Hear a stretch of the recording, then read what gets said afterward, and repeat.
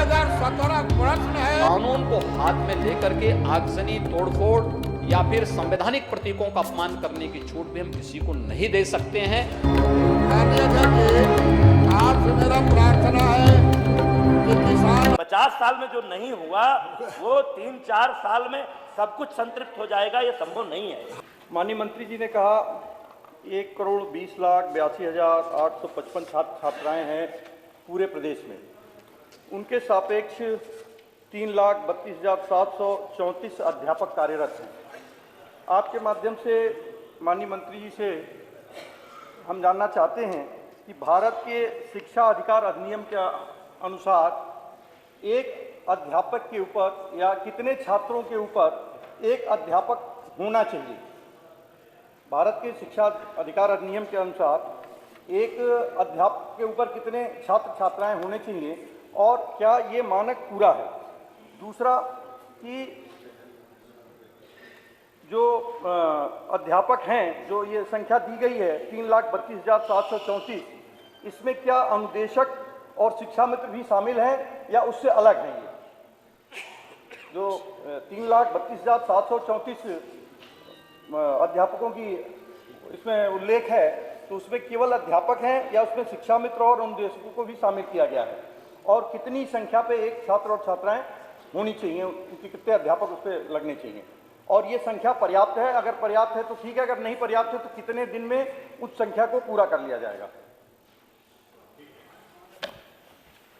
माननीय अध्यक्ष जी, जो आदर्श छात्र शिक्षक अनुपात है प्राथमिक विद्यालयों के लिए 1:30 है। 1 और 30 का 30 छात्रों पर एक शिक्षक होना चाहिए। आज की तिथि में उत्तर प्रदेश में वो 1 और 35.9 का अनुपात है, यानी हम लगभग आइडियल रेशियो के नज़दीक हैं। उच्च प्राथमिक विद्यालयों में यह अनुपात 1 और 35 का होना चाहिए, जो उत्तर प्रदेश में आज की तिथि में 1 और 53 का है। उच्च प्राथमिक विद्यालयों में अनुपात अभी इसलिए हम आदर्श स्थिति के नज़दीक नहीं पहुंच पा रहे हैं क्योंकि वहां पर सीधी भर्ती की व्यवस्था नहीं है। एक बार विशेष अभियान में केवल गणित और विज्ञान के शिक्षकों की भर्ती हुई थी। प्राथमिक विद्यालयों की पदोन्नति के माध्यम से ही उच्च प्राथमिक विद्यालयों में हम भर्ती करते हैं। मामला न्यायालय में लंबित होने के कारण एक विवाद उसमें है कि जो प्रोन्नति जिनकी होनी है उनको भी टीईटी पास होना चाहिए कि नहीं होना चाहिए। इसके कारण ये मामला न्यायालय में है। हम इस मामले में भी यथाशीघ्र समाधान कैसे हो सकता है कि प्रोन्नति करके उसको भी कर सकें, इसका प्रयास कर सकें। अभी माननीय सदस्य ने यह जानना चाहा है कि ये जो शिक्षकों की संख्या है, क्या उसमें शिक्षा मित्र और अनुदेशक भी शामिल हैं? जी हाँ अध्यक्ष जी, शिक्षा मित्र और अनुदेशक भी अध्यापन के कार्य के लिए ही रखे गए हैं, इसलिए वह संख्या भी इसमें शामिल है।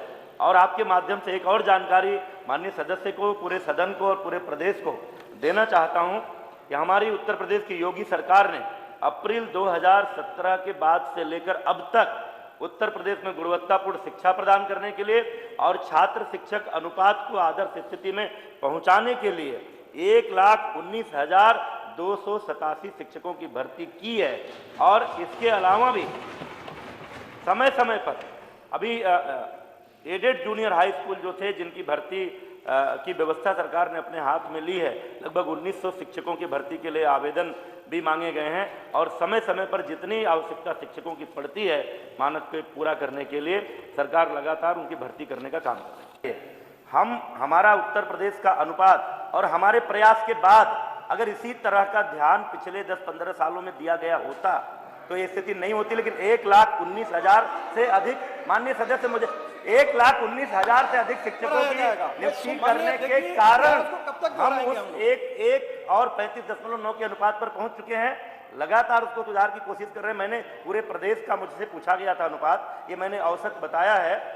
जो बात किसी एक जनपद की कर रहे हैं, अभी हम समर वेकेशन में चूंकि स्कूल खुल चुके हैं, हम बीच में कोई समायोजन नहीं कर सकते। अभी हमने जो नियुक्तियां की हैं, जनपदवार का कैडर होता है, सब शिक्षक वहां पर प्लेसमेंट हुआ है पूरी। और अभी समर वेकेशन में हम आवेदन मांगेंगे शिक्षकों से। हमारे कई विद्यालय ऐसे हैं जहां शिक्षक अतिरिक्त हैं, जितना होना चाहिए उससे ज़्यादा है, और कई विद्यालय ऐसे हैं जहाँ जितना होना चाहिए उससे कम है। यह आंतरिक समायोजन अंतरा जनपदीय समायोजन के माध्यम से समर वेकेशन में हम पूरा कर लेंगे। और आज मैं दावे के साथ कह सकता हूं माननीय अध्यक्ष जी, उत्तर प्रदेश के किसी प्राथमिक विद्यालय में जहां ये परिदृश्य था कि अक्सर शिक्षक ना होने के कारण स्कूल बंद होते थे, हमने जो नियुक्तियां की हैं लगभग 1,19,000 से ज्यादा, उसके कारण आज हमारा कोई भी प्राथमिक विद्यालय शिक्षक विहीन नहीं है।